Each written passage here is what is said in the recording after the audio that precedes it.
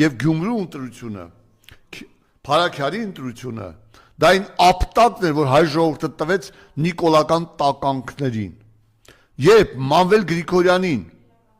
շինծու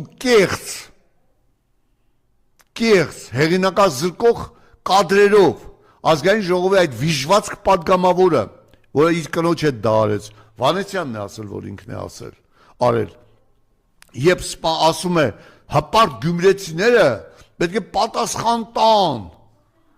հպարտ գյումրեցիները պատասխան տվեցին քեզ, ասեմ ձեզ, որ ըստ Գյումրից իմ ստացած տեղեկությունների 1000 ձայներ չեն հավաքել դրանք, բոլորը մյուսները դա իշխանական ռեսուրսների, բյուջետային հիմնարկների աշխատողներին բյուլետենները ստիպել են, որպեսզի հանեն են տեղից, իսկ հաջորդ գնացողին արդեն ջնջած